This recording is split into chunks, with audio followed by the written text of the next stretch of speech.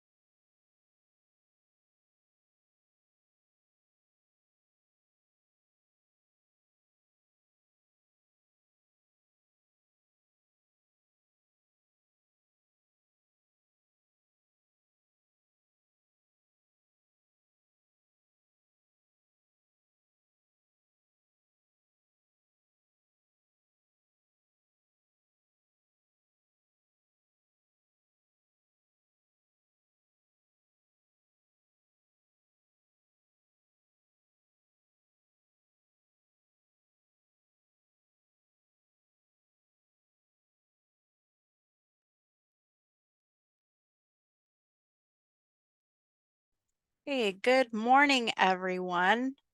Happy Wednesday. I'd like to welcome you all to our second EAR reporter training for the reporting year 2023. Next slide, please.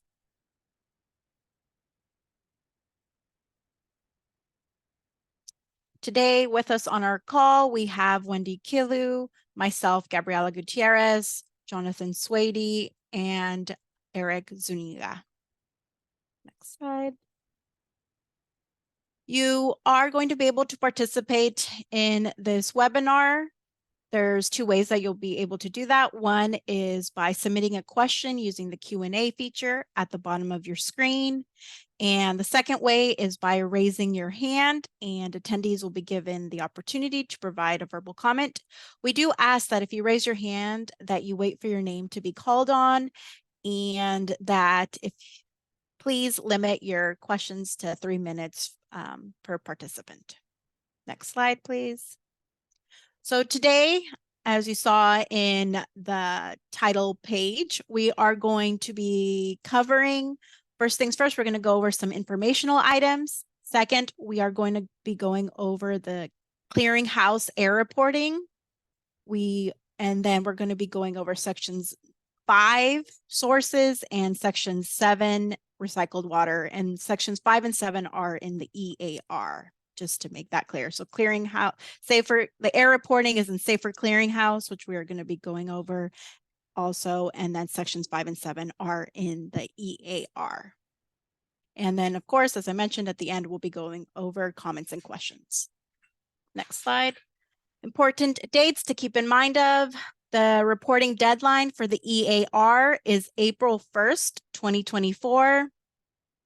And then another thing, if you guys have not registered for our last 2 EAR brown bag trainings, number 3 and 4, go ahead and do so.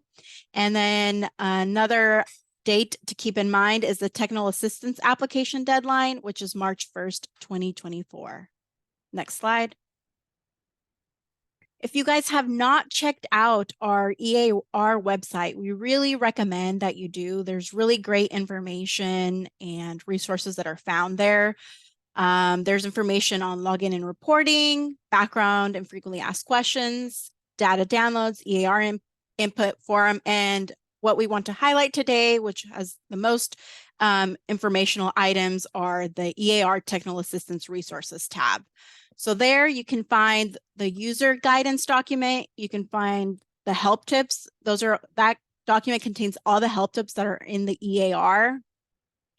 Something to announce as well. Our recording from last week, our presentation from last week is now up and posted. So you can find that there under the technical assistance resources. So if someone wasn't able to make it last week, or if you want to review, you can already go ahead to our website to watch the recording. And there's procedure documents in there as well. And next slide, please. And another place where there are also more resources is on your portal homepage, the EAR portal homepage. There's direct links to materials that are very useful. Next slide. And now this is going back to our EAR website. In the EAR Technical Assistance Resources at the bottom, you'll find the requesting technical assistance from the State Water Board. This is for the applications that I mentioned the deadline. Just another reminder, March 1st is 2024. And if you're not sure if you qualify to apply, there's information here on the website. That last paragraph gives you information. But if you're still not sure after reading that, if you do apply to receive assistance, go ahead and apply for the application. It's free. Next slide, please. It's free to apply, and they'll let you know if you do qualify to receive assistance in completing the EAR. It's provided by a third party. And again, it's the State Water Board offers assistance to complete your EAR. And you can also find a direct link to the form that you need to apply on your EAR portal homepage as well. They're in the red square. If you click on that, next slide, it'll open up this form, and you fill that form up, and then you submit it, and then you should receive a response. Next slide. Okay, Eric, I am going to pass the mic on to you. Thank you, Gabby, and appreciate the EAR team. We've been working together over this past year more than ever before, and we couldn't do anything that we do here without working together and with a great team, with all the great shareholders and stockholders and input forum people that we have. This is a team effort to build the EAR into the platform it is today, and of course, for the work done in the clearinghouse, which is working alongside the EAR for a lot of the reporting that we do here at the water boards for the Division of Drinking Water and beyond. So with that, my name is Eric Zuniga. I'm the Drought Response Program Manager for the Division of Drinking Water, and I'm here to talk about annual inventory reporting in the Safer Clearinghouse. And it's going to be a small intro also to the clearinghouse in terms of how to request access to an account, how to navigate the website, and how to fill out the two different types of reports that we have. So let's go on to the next slide. We'll go into a little bit of an intro slide. So why are we doing annual inventory reporting? Why another annual report, and why have it in the clearinghouse instead of the EAR? There's a lot of reasons. I've encapsulated most of them into these two. So we need to collect and validate annual supply and demand data from community and non-community systems. All water systems have to submit annual supply and demand data on a monthly time step, and we have traditionally sent those to the Section 6 of the EAR for production and delivery, is what it was called. So we have historically done that, and of course, that is the business need. We've used that for years for source capacity evaluation and compliance, and that is the information that we need to do our regulatory purposes, and that information is shared to a number of other entities such as Department of Water Resources and ORPP and other folks that need this data in order to do some work that they do, so that they don't have to build their own reporting systems. They utilize our reporting system. With the second item, it's consolidating annual supply and demand with those that are already reporting in the clearinghouse and other public water systems. So we had a crossroads. We either continue to maintain the EAR for the subset of systems that need to report there and have people reporting in the clearinghouse the same information, or we consolidate, move everybody over into the clearinghouse rather than maintain two separate reporting systems receiving the same information into two separate places. So for those reasons, we've decided to move it over. We've had issues in the past with updating and upgrading our EAR platform. There's some limitations on the platform itself that don't allow certain things to be easy to navigate in there, easy to build in there. And since we are building those in the clearinghouse, we were able to utilize a lot of what we have already built for drought reporting systems and SP 552 systems. We've been able to put those into the clearinghouse. Next slide, please. So some of the known issues that we have, well, lack of data validation rules in our existing EAR database has led to incomplete and inaccurate data. So that is a key thing is when someone enters data and let's say they have the wrong units of measure, well, there's no validations built into the EAR platform that will let you know that you submitted something strange. It won't look back to previous years, allow you to see previous years of data to be able to see like what the difference was, or look back at previous months. Okay, this month I submitted this unit measure. And so we're starting to build a lot more data validation where you could say, hey, that RGBCD does not look accurate. I'm probably not putting the right information, or this month is different from this month. My supply and demand are way different. So it's going to allow you to do a lot more comparisons so we have better data. We've had supply and demand data that has errors of different types, units of measure, orders of magnitude, extra zeros, less zeros, which make the data set unusable in many ways for statewide analysis. We're trying to fix some of these issues. And when we have poor data quality, we have bad decision-making and poor transparency. And we want to make sure that the data that we release to the public that is representing your water system is higher quality. Next slide, please. Some of the feedback that we've gotten is that the monthly reporting is too frequent for some data fields that don't change often. We have something in place. We could not put that in place for 2024, but we have something in place that can potentially help with that issue for the following year, because this annual inventory report is going to have a couple more fields in the future.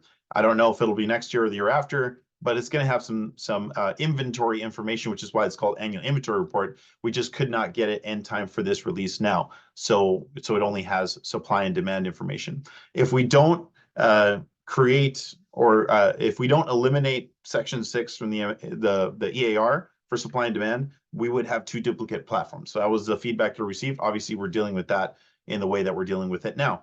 Section 6 was considered one of the more time-consuming sections to complete in the EAR and required the most amount of time. So we're hoping that in moving your reporting into a monthly time step due on a quarterly or monthly basis, depending on your size of system, that by doing that throughout the year, your section 6, well, essentially is very simple because you've already submitted that data. And for those who have not been submitting throughout the year because you're a transient or a non-community system, your section 6 would simply be the same as you've normally been issuing. It's going to look very, very similar to what you're used to submitting in the EAR, with some niceties that you may not see at first, but are going to come over time. Next slide, please. So in the EAR for 2023 reporting, some keynotes is that that's required for all public water systems. So if you're asking, do I need to be in the clearinghouse? You're on here, likelihood is yes. You're a public water system, you need to be in the clearinghouse in order to do annual inventory reporting. If you have a sub question of, do I need to do monthly reporting? Well, the question is, if you're a community water system and or a non-transient, non-community school water system, if you're one of those two categories, then you would have had to do monthly recording in the clearinghouse of supply and demand information.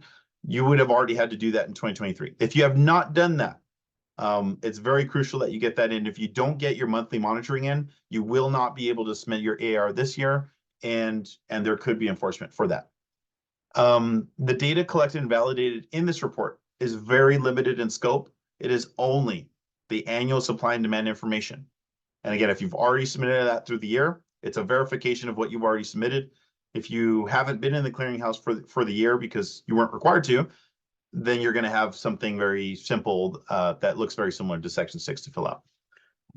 So let's go on to the next part, which is going to be, we're actually going to share, I'm actually going to share my screen, and I'm going to share some of the different parts of the clearinghouse that hopefully will get folks across the finish line.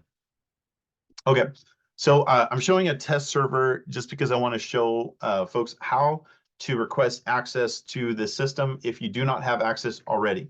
For those of you who don't have the links, I'm going to go through at the very end of the presentation, there's a slide that shows the links to the Drought and Conservation Reporting website. This is the Drought and Conservation Reporting website. You can Google it and probably find it, but it will also be in the presentation. And if folks are asking for that link, it'll be provided hopefully in the Q&A. So this is drought and conservation reporting. A couple key notes, since I have the share screen here, I might as well show it. There's an email subscription topic. So if you are not a water system, but you are interested in drought and conservation reporting and what's going on in that space, you can enter your email address and receive email notifications for things that we send out about drought conservation reporting in the SWRCB Clearinghouse. There's a Clearinghouse webinar series. You register once for the series, you get the whole entire series. And there's a couple of dates left. There's one left this month, and then there's 3 in March. And I believe I've also added some for April as well. So it covers you up until the reporting submittal date and a little bit after that for those that were not able to submit on time. And so registering for that series will give you access to those webinar series. The next thing I wanted to bring up to you is this help and technical assistance page. You can see it's very similar to the AR page, kind of similar layout for this website, but we have video walkthroughs of everything I'm going to go through. So if you thought it was too fast or you wanted to go over a section again, these are bite-sized 5 to 15-minute videos on introduction to the clearinghouse. Why the clearinghouse? What is it intended to do? You know, what's all in it? You know, why the clearinghouse? Why all the different reporting? The second one is account creation, which I'm going to go over briefly now. The third one is website navigation. And then the last one is annual inventory reporting. I have another couple of videos that are still being processed, and these are related to actual monthly reporting. And those will be up shortly, and they will show up in the same place. So I just wanted to highlight, if you want to see this presentation again, and you want to see just the specific areas that you're at, you want to slow me down, you want to speed me up, you want to skip around in the presentation to the things that you need to do your reporting, that is the place to do it. So hopefully that is helpful for folks. We're trying to make this as user-friendly and seamless as possible. Okay, so our website is not an easy one to write. We still have the drought moniker where we use drought.waterboards.ca.gov. That will actually still bring you here. But since we're not dealing with so much drought anymore, as we're dealing with drought and conservation, we're dealing with annual inventory reporting. So we're kind of rebranding into clearinghouse reporting. And until then, you know, we have this WB APP SRV, and that is your prefix for waterboards.ca.gov. So this is our website. Again, the link to this website is also listed on this webpage for reporting. It's actually one of the quick links on the side. So if you need to get to it quickly, you can. When you get into this website, if you don't have a username password, you will be asked to create one. If you have an EAR username and password, you're going to need a separate one for the clearinghouse. There are some things in the works to potentially harmonize and universalize. So you have one login for all state, or at least all water boards agency applications. You log in once and it gives you access to all of them, but that's still in the works. It's not out yet. So when you're in here, if you need to request access, you're going to click on this request access button here. It's going to ask you a question. Now, some of you may be state water board staff. Some of you perhaps may be county regulators. Those are the two other common entities that we see signing up for the clearinghouse. But for most of you, you're going to select water system. So keep in mind, even if you are city of Petaluma or county special districts for San Bernardino, you're not going to put city regulator, county regulator, because those are people that regulate domestic and private wells, state small systems, small LPA systems. Those are not intended for water systems. So please make sure that if you are intending to report on behalf of a water system, that you actually select water system. So I'm going to select water system under user account type, and I'm going to click next. It's going to give me some information I'm going to fill out. So I'm just gonna, I guess I pre-filled it out. So I gotta put my first name, put my last name, everything with a star on it is a required field and must be filled out. I'm gonna put a county in here, first name, last name, county, all required fields so far. I'm gonna put a job title that is also required. I'm gonna put an organization. Typically for an organization, if you don't have like a parent organization, controlling entity organization, you're gonna put your water system. If you have a company, if you're a contract operator, you're gonna put your organization there. Very important that for the address, the first address field, this is intended to be a mailing address. It's not intended to be a physical location address for your water system. We track that elsewhere. This is intended to be where you would receive mail. So if we sent you an email, a notice or a letter or an informational letter, anything of that sort, this is where we would mail it, mail to you. I see some people putting like multiple addresses, and that's not what's intended here. The second one here is now optional, and this is the apartment, suite, unit, building. So if you have a mailing address, but you also, in addition to that, have a building number, suite number, mailbox number, then that's where you put on the right side over here. For the city, the state and the zip, you're going to want to make sure that the city, state, and zip match what's on the post office. If it does not match, if you have a different zip code than you have city, and if they don't match, or you have like a zip code that might be 2 cities, maybe some issues with that. But we're hoping that you're going to be able to put something that matches. If it doesn't match, try a combination that you think might match, maybe a different city name, maybe a different zip code. Hopefully the zip code still remains accurate. But there is a validation check on that. Wanted to flag that. Your work phone is required here, and that one has an asterisk on it. And the most important field, this is very important, is your work email. So the work email is what is going to be used for your account. So it's going to be your account name. It's going to be how you access the account. Once you add a work email, you cannot change it. You have to deactivate the account and create a totally new account. So be careful what email you choose. This will be validated. So once you enter your email, it's going to send you a code, and then that's going to validate your email is accurate. So if you don't have access to that email, if it's a shared email that you don't have access to, or you lost your password on it, or it's misspelled, then the validation is not going to work. You're not going to be able to enter your account. Okay. In the next section here, it says associated water systems. I get questions about this. If you're associated with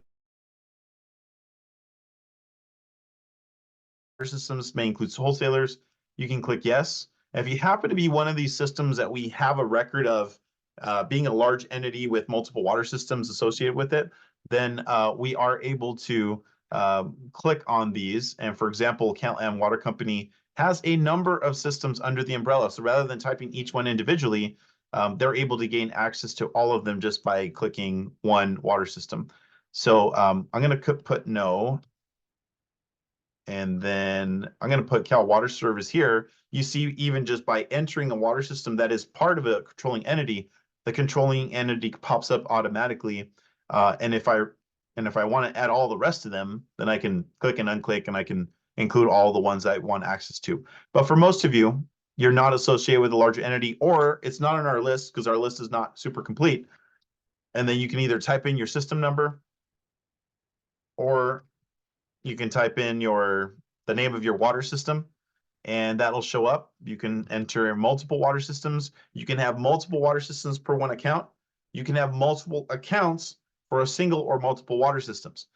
What matters is that your contact information that you're entering, your email, your name, the water systems you're associated with, match what we have in our database. What you've submitted in previous years' EAR, for example, would have been entered into our contact database. And if that's there, your approval process will be seamless. We'll verify your accounts match with what we have in our database, and we get to approve your account.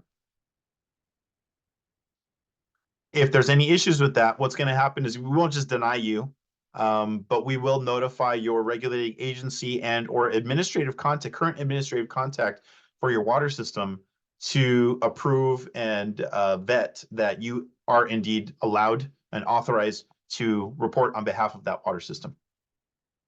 Okay. So that's how you create an account. So once you have submitted this request, it goes into a queue. You're going to have to verify your email. So you're going to go back to your email. It's going to say you submitted an account request. Please click on this link to verify this email. You click on that email, it will verify your email, and you will be officially submitting that request for access. So that request for access will go into our queue. We'll be able to see that as a pending account at that point. So if you don't verify your email, it never shows up to us. We can't approve your account. So you have to verify your email, make sure it's not your spam or a work filter, and you should be able to verify the account and be able to do that. So once you've verified your account, it goes to us for processing. We make sure your account information is valid, make sure everything's capitalized properly, everything looks like it's spelled properly, everything looks nice, and we will approve your account. And then you'll have access to the clearinghouse. An email will be sent to you once it's approved. This email will allow you to create a password, and the password is what you're going to use to access your account. So I'm going to move on from requesting an account to navigating in the system. The very, very first time that you log into your Safer Clearinghouse, you're going to get sent to this page typically, which is called Safer Systems. Safer Systems is not an exhaustive list of all water systems in the state. It's just the ones that Safer is currently working with. So it's only 1620 systems. This is probably not ideal for most of you. You're either going to go through search and search for an individual system and see what required reporting exists for that system, which certainly you can do. Or for most of you, you're going to go to My Systems. And My Systems has a couple of different tables. I'm going to hide the bottom two because they're not useful here.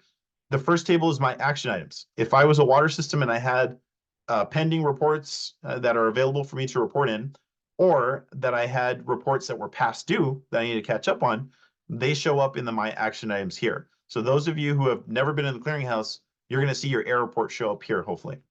And you'll be able to click on that and be able to enter your report for that system. It's going to show the link to it. You'll be able to get to it.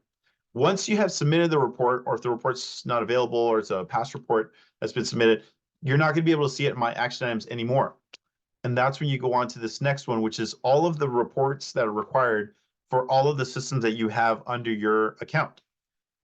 So it's going to have different water systems. Now, the way I do it now, because of some existing kind of issues we have with this table, is I would click on the water system. So I'm clicking on either the water system number or the water system name, and it's bringing me to the required reporting page. This required reporting page shows every single report that is required for this water system.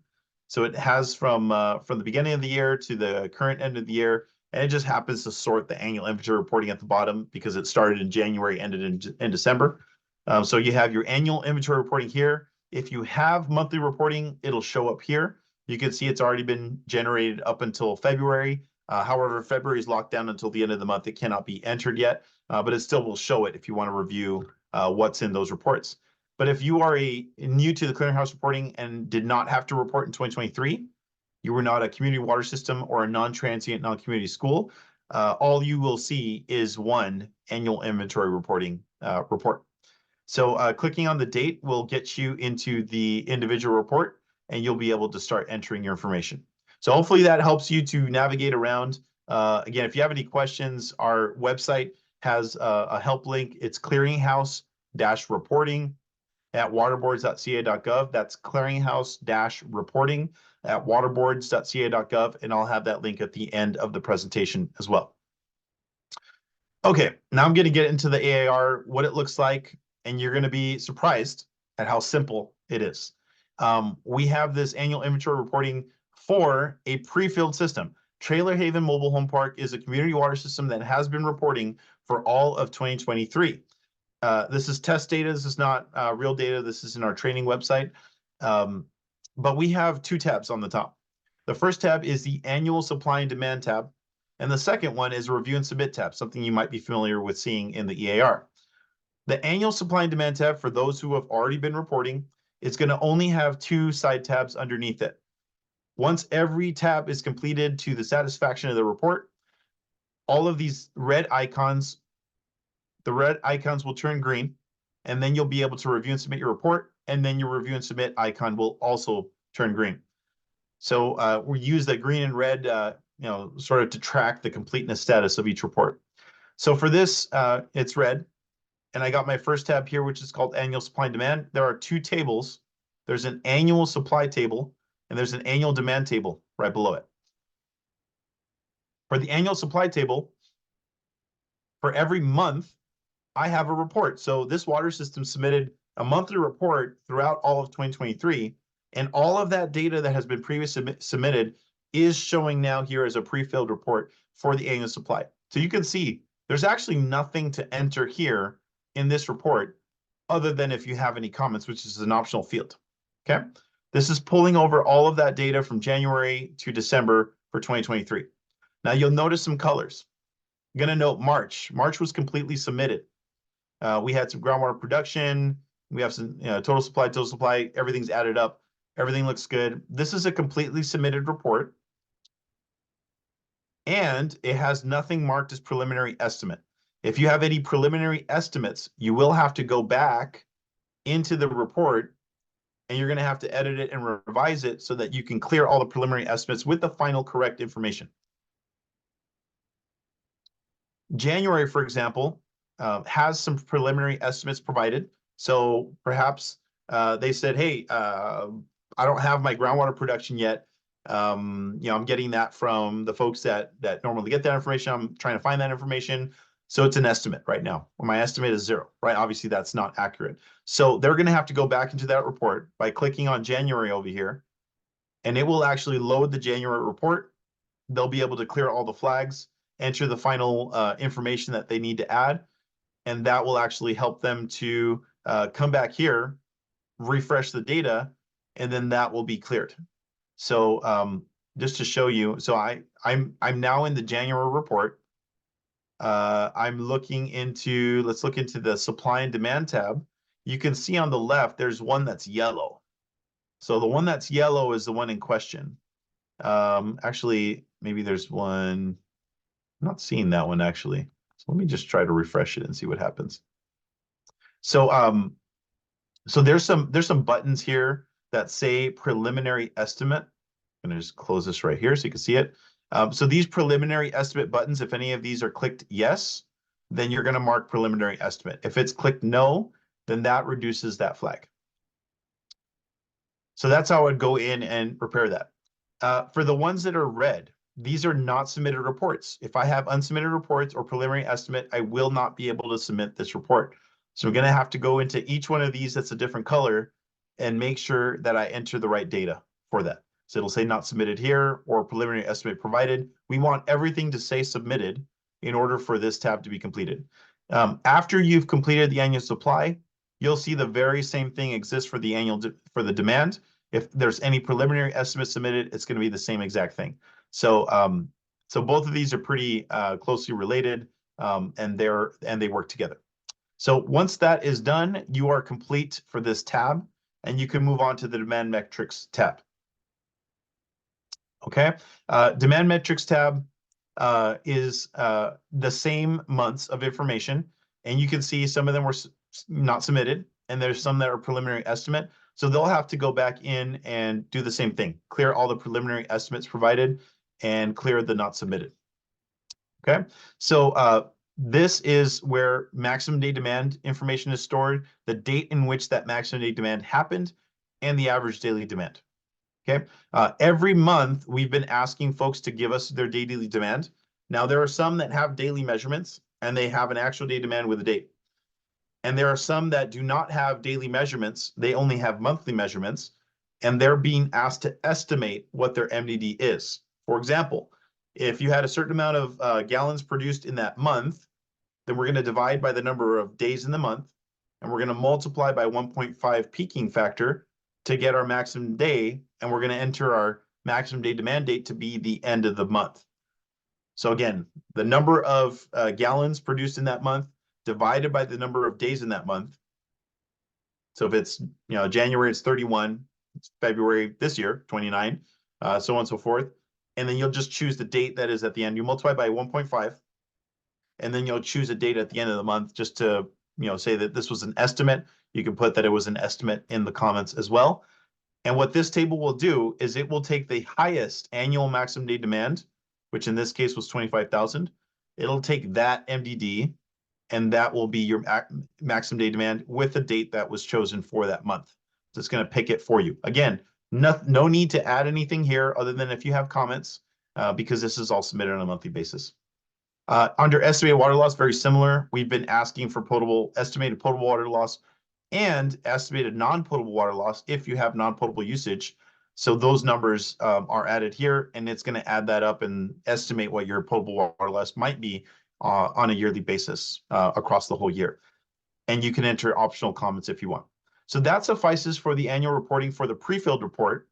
Once you are done reporting, you can go into review and submit. You can go before you're done reporting, and it's actually going to do an error check. And this error check is going to show you all of the different sections of the report and whether things were complied with or not, where I have missing information that I need to go back and complete. And so this is what's going to help you with that. So I've now loaded my review and submit error check tab. And you can see for the supply and demand table, I see, hey, there's preliminary estimated data for January. There's incomplete monthly reports for February, so on and so forth. Here's my demand table. I have some missing information. If you need to add anything to these, you click on it. It will take you to the place where the error is being generated, and then you can go ahead and fix those errors. So that's how the review and submit tab works. If you have a lot of reds in here, you're still not going to be able to submit it. But if all you have here is greens for this particular report, then you'll be able to go on to the next step, which is review, and the last step, which basically allows you to review all the information being submitted. And then step 3, attest and submit, where you can sign virtually, electronically, you can sign and attest and submit that this is true, just similar to how you're used to doing in the EAR. And in step 2 and step 3, you are able to download a version of this report for sharing in your office for accuracy, just to make sure, hey, is all this information correct?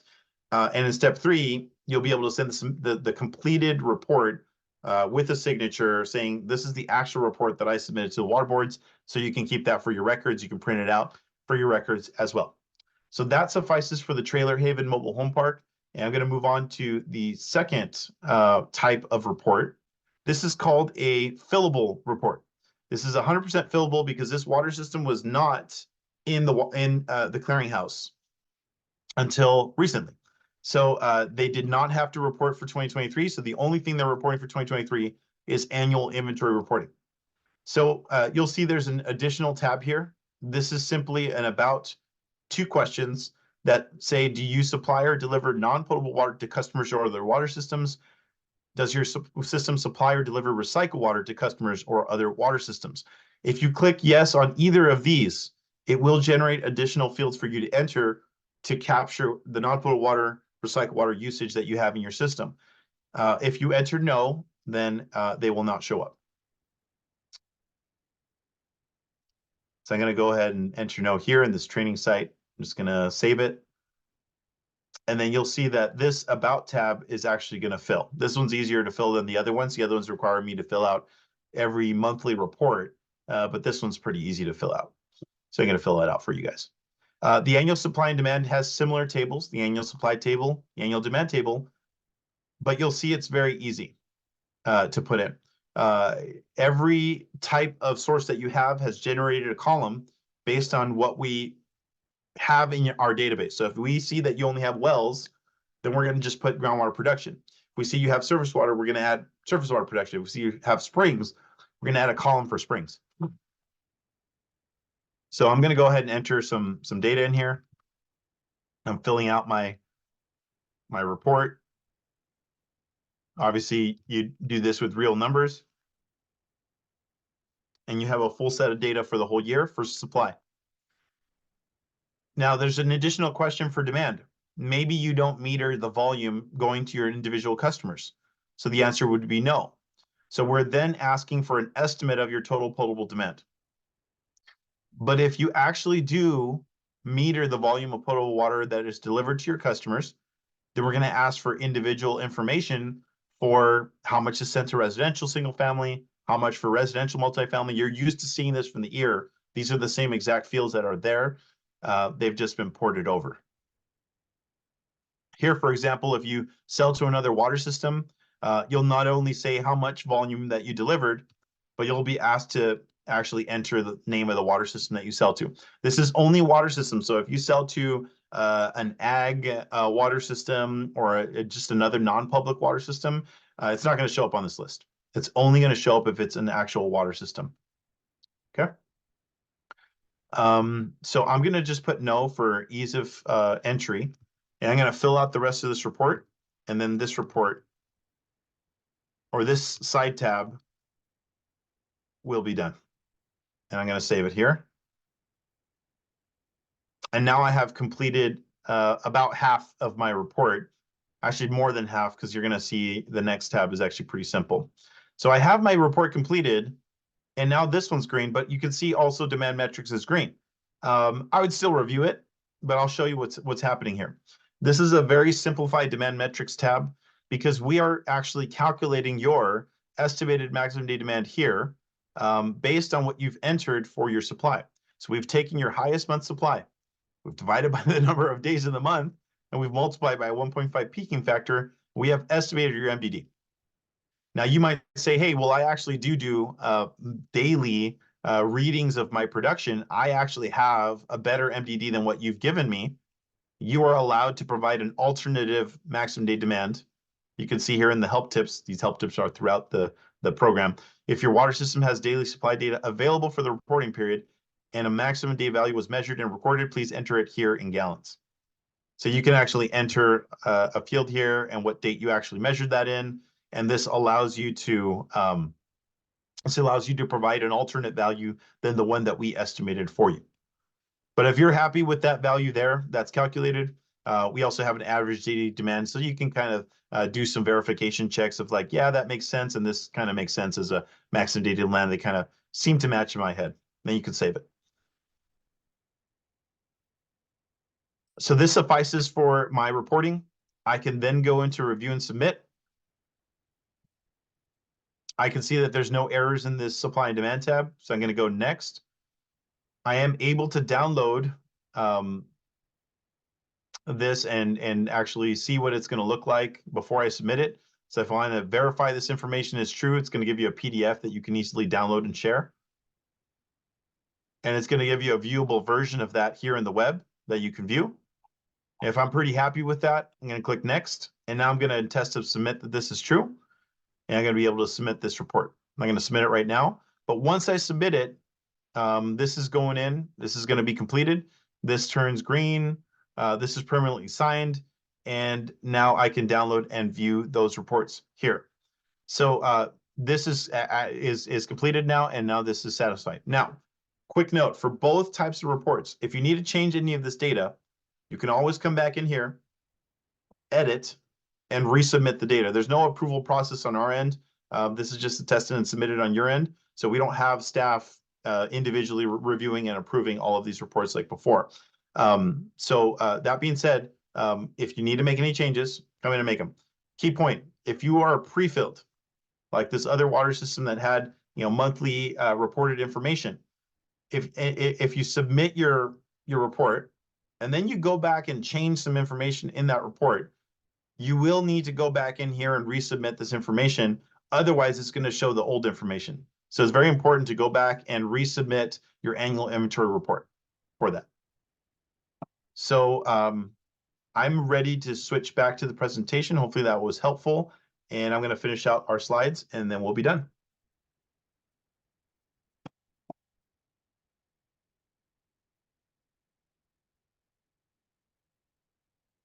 Okay, so we have data uses for the water board. So just really quickly, we identify water systems that are experiencing water shortage issues and potential water shortage issues and those with severe water shortages based on the information that we've been receiving. We can identify source criticality for systems with more than one source. We can do source capacity assessments. These are things that are coming in the future that we are trying to build out with the systems that we are building. Next slide, please. Just to give you an idea of kind of what we're doing. We have custom reports and dashboards that we can drill in so you can see a specific system and their information that they've reported. We are trying to track supply and demand to make this data analysis and charts available, not just for us internally, but for the public and for those who have interest in this data and want to make decisions related to this data, but also to you as a water system to be able to come back in. This is just a demo, but to come back in and view the data that you've submitted over the years. One, make sure it's accurate, makes sense. But two, help you guys make decisions, especially on the smaller system level, make decisions related to how you're operating. Next slide. So if you need help with the listing of systems, of your system names, system sources, your source activity status, you can contact your regulated agency, contact your district or your LPA to be able to update that list of contacts. That's not something that we do in the clearinghouse, although certainly we can help them through that process to make sure they get it in accurately. But if you're missing a source or you have an additional source that's not showing up, you can contact your regulating agency for those. Here's the link to the website, like I mentioned. Again, where to access your reports, login information, authority required reporting, the user guides, training materials, FAQs, video walkthroughs, and technical assistance application in case you need help with filling out the air report for the first time. And the reporting deadlines that we have, which is March 31st for the air report. So March 31st, 2024 is our deadline for the air report. But as you can see, it's very simple to fill out, and I believe it is very doable within the time frame. Any questions about reporting to clearinghouse-reporting at waterboards.ca.gov. We have weekly internal office hours. So if you're DDW staff or LPA staff, we have office hours to help you help water systems that may have questions with reporting. And we have bi-weekly water system webinars being held Thursdays from 1 to 2. Our next session is on the 22nd. And the link to register is listed there and also on our website. And I believe that's the last slide. Just a note that this is a work in progress. There are bugs, there are tweaks, there are enhancements, there are things that come in every month almost. There's revisions and there's additions and bug fixes and things like that. So keep patience with that, but we are here to help. And thank you all for your time. Thank you, Eric. And Eric, before you have to jump off, I hope you can answer. There's 5 questions in the chat, so I'm going to go ahead and read them off. I read through them. They look fairly quick to answer. If a community and non-transient, non-community schools are required to report monthly, who is required to do quarterly? Okay, I'm going to clarify that. So, Jin, at any point in time when we receive supply and demand data, whether it's in the EAR or it's in the clearinghouse, we always ask for it on a monthly time step. In other words, you're going to give us how much you did for each month. Now, if you're a transient system, you're only going to give us annually every month. If you're a small NTNC school or small community system, non-urban retail water supplier system, so the smaller ones, you're going to be submitting your monthly data on a quarterly deadline. So that's what I mean by quarterly reporting, is it's still on a monthly time. So it's still 3 reports per quarter, but you have 3 months to do that, right? You have an additional month after the end of the quarter for which to submit those 3 months. So everything is done on a monthly time step. Everything has to be in that bite-sized piece in order for it to work for the annual reporting. So that's what I mean by quarterly reporting, is the small systems are due in a quarterly basis, and the urban retail water suppliers are actually due on a monthly basis. They're due every month. Thank you. Next one, is the air reporting and safer reporting the same thing? Okay, so in a nutshell, yes, they are the same thing. So the Safer Clearinghouse is the portal that we're using to handle the AAR reporting. There's other reporting done in the Safer Clearinghouse. That other reporting is monthly drought order reporting. There's drought conservation reporting. There's urban drought conservation reporting. So there's other types of reporting. The AIR report is one of the reporting types that exists within the Safer Clearinghouse. Okay, the next one is a long question comment. How is 12 times less than 1 time? I think you might have made a comment in the presentation that might have confused people. I don't know. Okay, so yeah, so apologize if I misspoke. 12 times less than 1 time. Well, I think the perspective here is that the reporting that we're doing in the clearinghouse is not a one-to-one replacement with the ear. for community water systems because there are new requirements. SB 552 has new requirements for small systems that were not historically present. It requires sending source condition information and monthly time step reporting for flow rates, maximum demand, average flow rates, the health of your source, water levels, flow rates. So I'm talking about things that were not historically in the ear. If it was just a direct replacement for the ear, all you would have the annual inventory report. But we are replacing the section 6 of the ear with the AIR report, and we're also meeting the new requirements for SB 552. I didn't mention those here. They're on the video, but the SB 552 requirements do require a source level reporting for certain types of information. And that is what you're seeing on a monthly time step is you're reporting your source condition every month, as well as the condition of your water system, your drop preparedness, and your supply and demand on a monthly basis, which is the same fields that are in the ear. So the only thing that is directly correlated with the ear is the supply and demand information. So that you only enter every month, and then there's not much reporting due at the end of the year for the ARR. So hopefully that helps. I see a couple of questions on there about billing. There's definitely a lot every other more. month. Yeah. For half Yeah. the system, getting monthly numbers is problematic. So it sounds like the person wouldn't be able to submit, and she says year, but I think she's talking about the AIR report, the AIR Yeah, report. they're not tied together, right, Yeah. Wendy? I mean, we didn't No, make EAR anything is tied annual. together. You can submit your ear separately, then your air.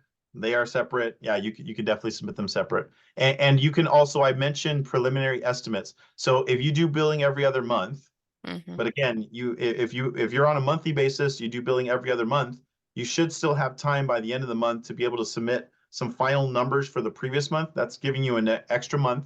And if you don't have it, you can enter a preliminary estimate, and that'll flag it for going back to fixing it. You can put a preliminary estimate to submit your report, and then you can come back in when you do have the numbers. So it's very flexible to allow resubmission and adding and editing of previously submitted data.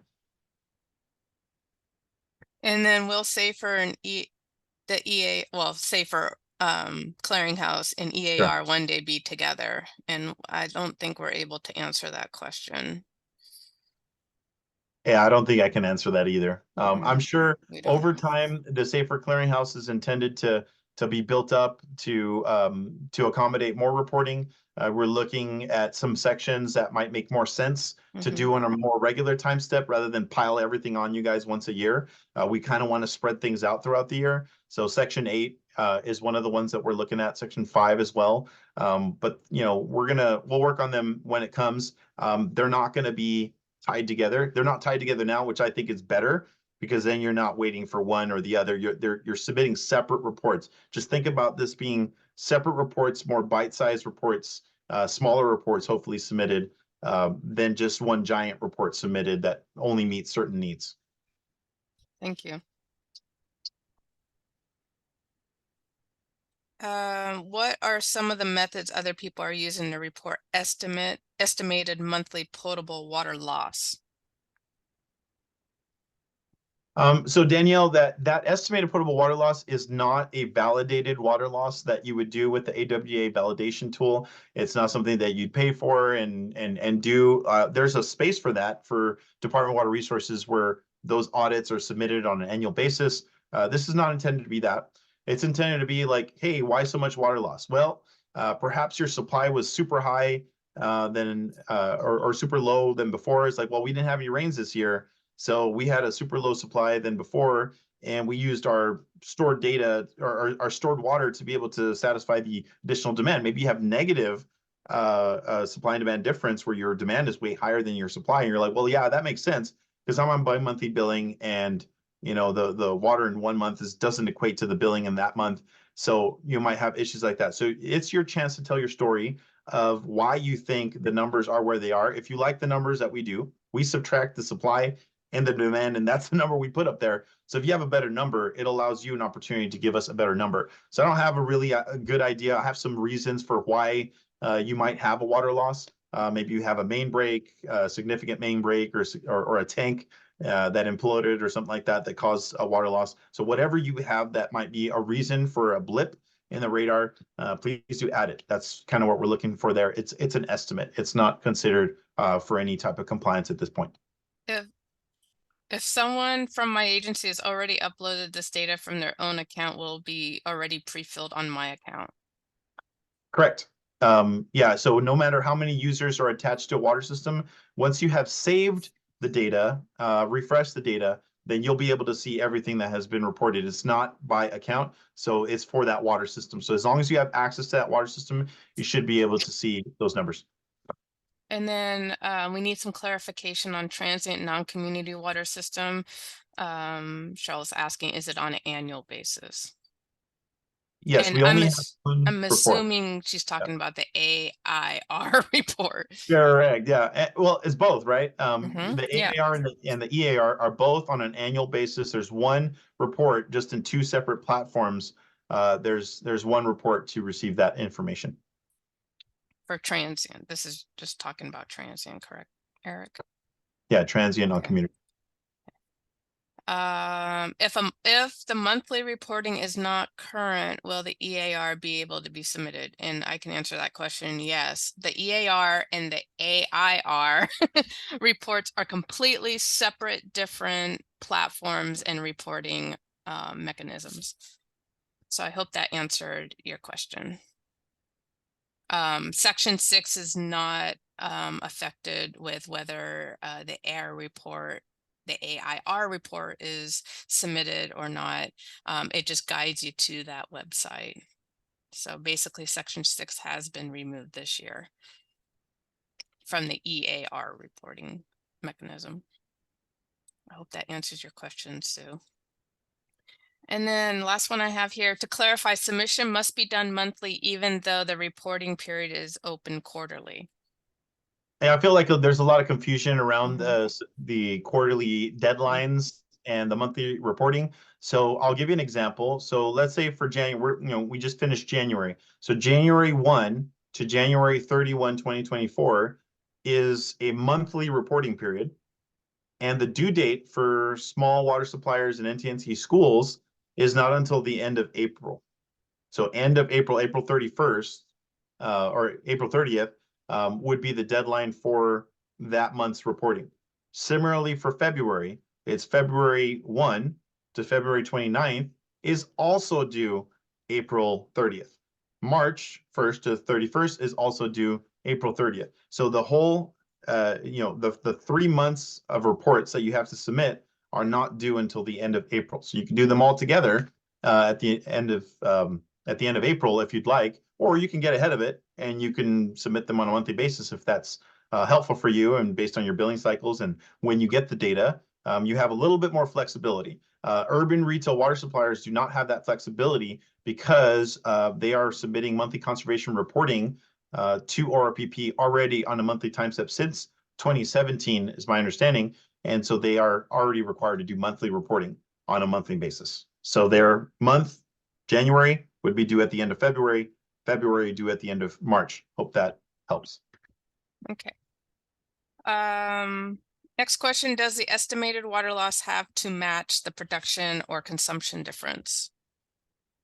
So Audrey, the estimated water loss that we do is going to be in the database because it's a simple calculated field, the subtraction of demand from your supply. So supply minus demand is the number that we put on there. So it does not have to match. You can put a number that makes more sense. It's like, well, yeah, that doesn't make sense because we had a meteor inaccuracy and we found that inaccuracy and we actually, it was, much higher than it should have been or whatever, and we corrected it. Or we had like some excessive situation happen. Whatever the situation is, you know your system better, hopefully, and you're able to say, hey, no, this is a more accurate water loss number. We had extra losses due to this that should not have been counted. So we're just allowing folks to be able to provide an alternate number. Great. If there are any last minute questions, looks like there is one. Put them in the chat now or the Q&A now because Eric is going to have to jump off here shortly. So Yeah. Next question, can you have multiple accounts as an LPA regulator? Hey, John, good to see your name again. So you can have one account per email. So if you're an LPA regulator, you should only have one account and you should tie whatever systems need to be tied to that one account.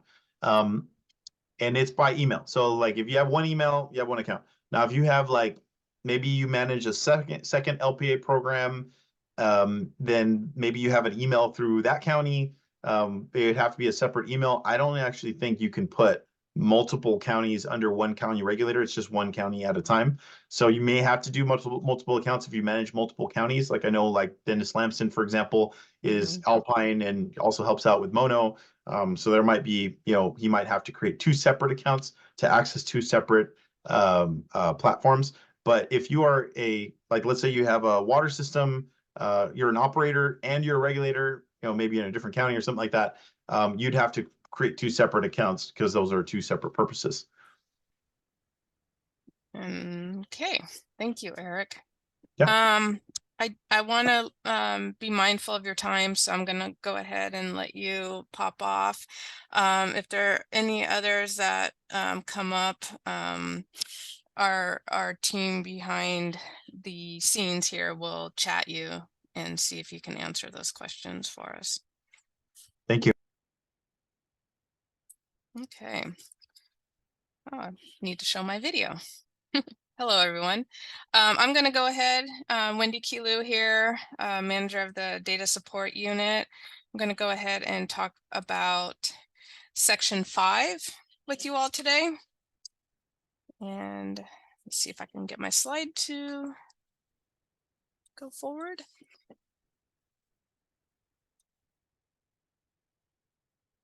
Okay, can everybody, hold on a second here.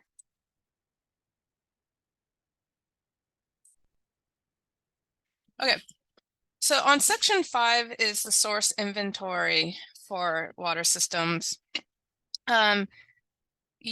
If you're classified as a large water system or if you're classified as a small water system, you may see different screens. I'm going to go through each system type and what you would see for section A. For large water systems, if you are 1,000 service connections or more, you would see this screen here. Hold on one second.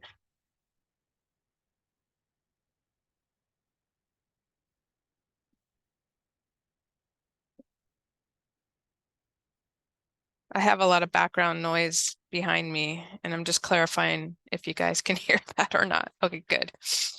On this screen here on section A for large water systems, column 1, the total number of active systems are listed as numbers because a lot of these water systems have multiple sources. And if we listed them all individually, it would get a little long on the screen. So for active, inactive, emergency, and pending sources would be listed as numbers. And the first column is what is in our database or record. If there are changes for new or added sources in 2023, inactivated or destroyed, you would put those numbers in those columns, and then it's optional but highly recommended that you would put comments in that A2 box there below to describe any information you want to relay to your regulator who's actually going to be reviewing these reports. If you want to go on to the public drinking water website, that link is below, and it would list out all your inventory, your source inventory on the website there. If you do, again, need help with any of this or have questions about what is listed, again, there's a link at the bottom of the website that is labeled email for help on this section, and those emails go directly to your regulator. If you are a small water system, and this screen here shows groundwater, and on small water systems, it's less than 1,000 service connections, you would see this screen. And it would list on section A there all your sources that are existing, and those again are coming from our database of record.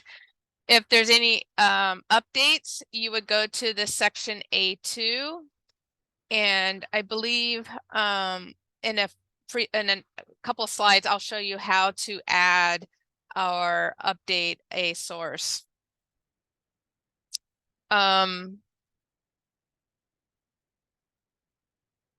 For surface water, same thing. This example didn't have any surface water sources, but it would list any surface water sources that you have. Again, you can update any sources that are listed above.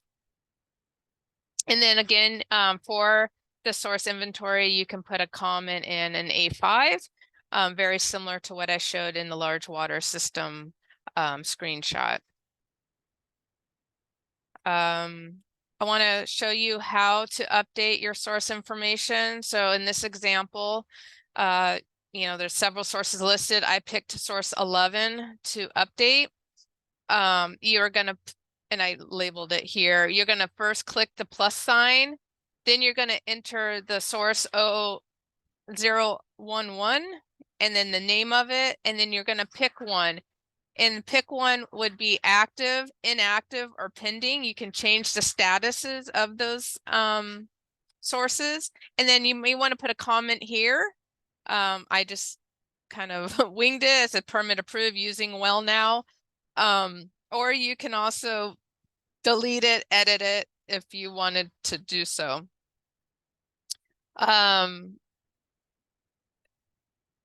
So next section that you're going to see in both large water and small water sections is the source well monitoring, and then the standby, which I'm going to talk about in a minute, section, which is section C. On these sections, the first two are mandatory. It asks whether you have a metered sources, and then whether you have equipment on hand to monitor those groundwater,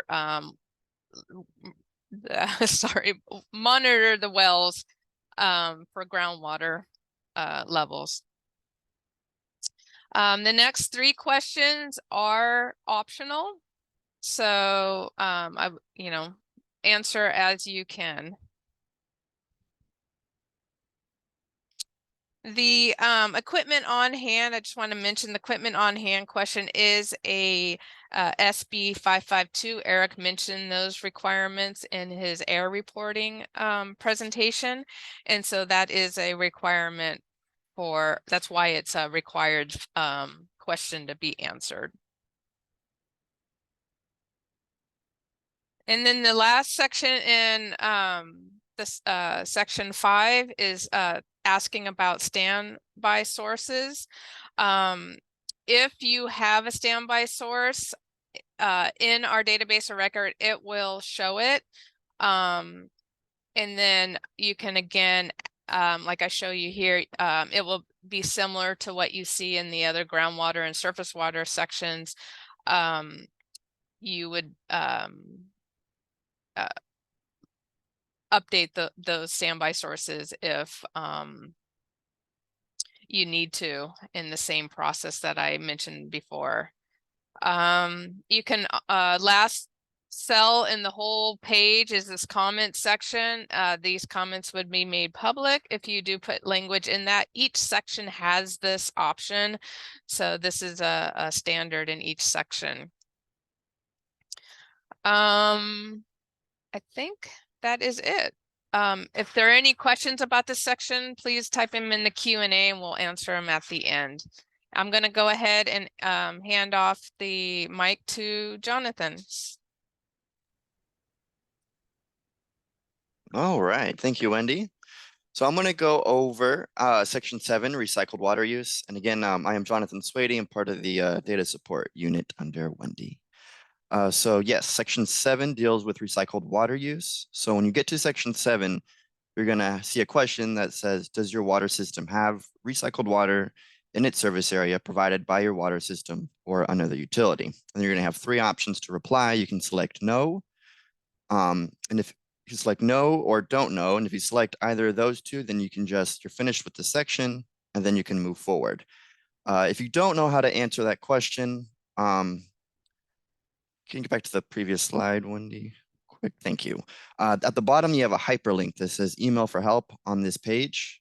You can select that link and it'll pop open and send you an email to your regulating agency. So please use that if you have a very specific question about a specific, in a specific section, because they'll send it directly to that regulating agency and they can assist you. Next slide. All right, so Section 7 deals with recycled water use sites. So if you select yes for that, does your water system have recycled water in its service area? Then you have all these questions that show up. So it starts off with recycled water use site to irrigation, your agriculture, irrigation, landscape, industrial, dual plumbing, etc. And then other columns of total number of approved sites as of December 31st, total number of approved sites actively used, number of new sites approved, and number of sites proposed for 2024. And then it's going to ask you name of the recycled water coordinator, business phone, email address, how many inspections of recycled water use sites were conducted, how many pressure shutdown tests, do all your recycled water use sites have an on-site supervisor, and how many recycled water use sites do not have an on-site supervisor. And again, I have highlighted in the arrow at the bottom, email for help on this page. If you don't know any of those questions, please use that link to contact your regulating agency. Next slide. All right. So who to contact for further questions? So like I mentioned, that email for help on this hyperlink at the bottom of the section is your best way to get answers to your questions quickly. But if you have general questions, you can always contact us, the customer service team, at ddw-ear@waterboards.ca.gov. You can email us if any general questions. So we're more than happy to help out. And to learn more, you can just visit our website, our EAR website. We have a lot of good information there, training tools.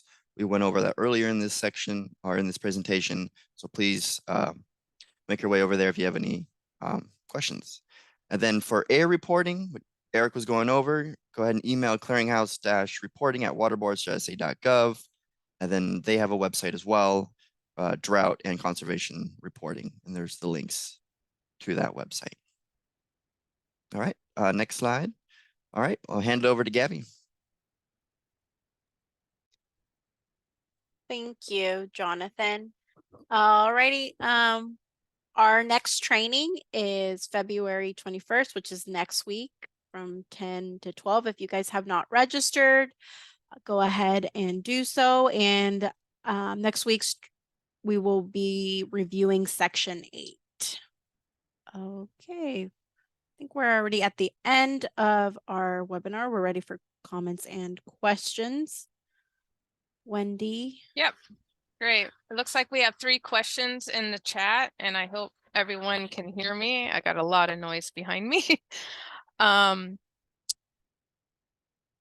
going to go ahead and that. If anyone would like to raise their hand and ask the question live, please feel free to do so. One of the standby sources was made active in 2023. I will see what is in the EAR for that system and add a note if it doesn't show as active. This is correct? If it doesn't show as active. Yes, Sue, that is correct. Any standby information if the standby source was used, answer those questions in the by adding a green plus sign, and it should bring up the questions that you would answer for the standby source used. I hope that answered your question. Can you use a pump runtime calculation as your metered data? And I believe we have Eric back on.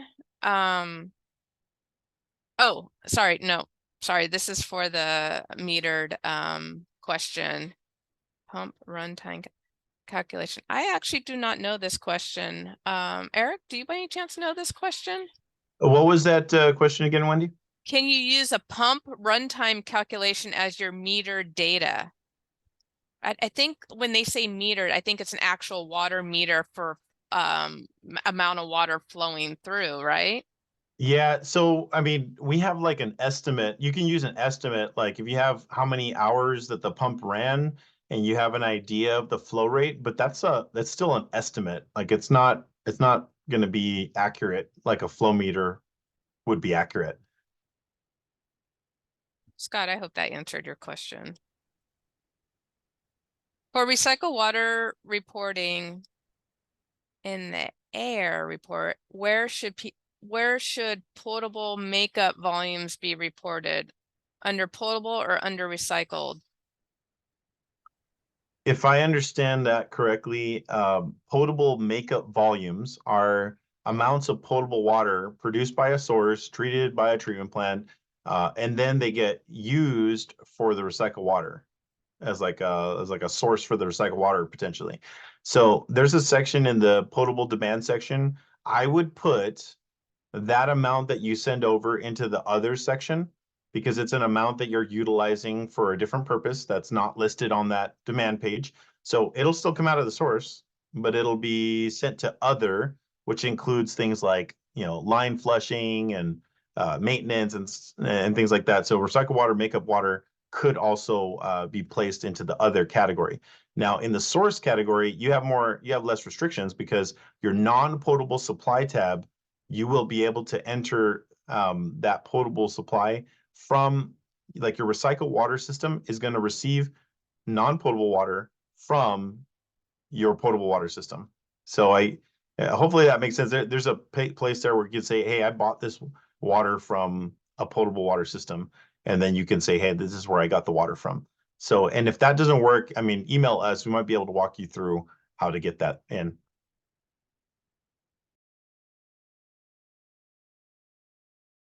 It looks like that is the last question in the Q&A. I do not see anybody raising their hands. Let's just give it a couple seconds to see if someone is. Okay.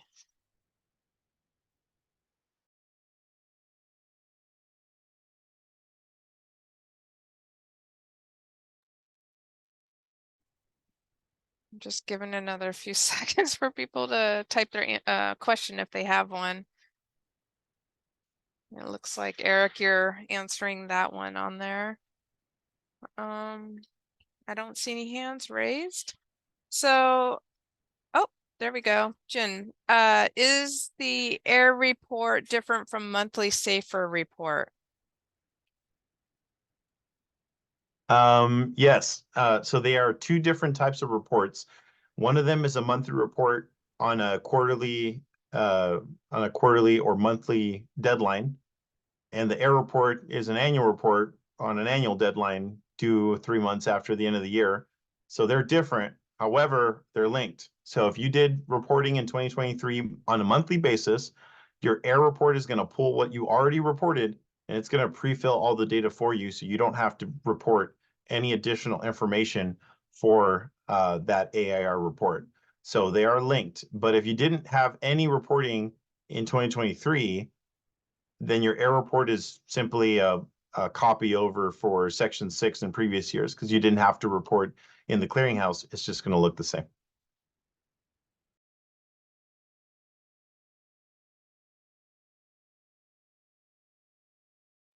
I still haven't received the confirmation email for air submission or the monthly report. Any update on that? That's a little concerning because we had a bug with submitted reports not getting confirmation emails, but we have vetted that they are working. So Harmeen, if you could please send us an email. We may not get back to you super quickly because we have a lot of backlog of emails right now, but please do send that concern in there, and we will verify that those AR submission emails are coming in, and the monthly reports too. We have fixed that. So I'm hoping that for January, you were able to receive it because that was recently fixed.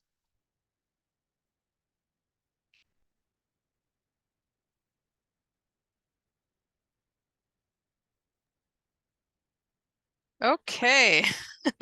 I don't know if anyone's feverishly typing, but would like to go ahead and thank everybody for joining us today. Again, reminder, next week we will be going over section 8, and that is on Wednesday. And let me just get the date correct. The 21st, thank you. From 10 to noon. And we hope that you all can join us. If you have not registered, please register on our website on the link on the right-hand side of the webpage. And I'm going to go ahead and close the meeting out for today. And again, I hope you all have a great rest of your week.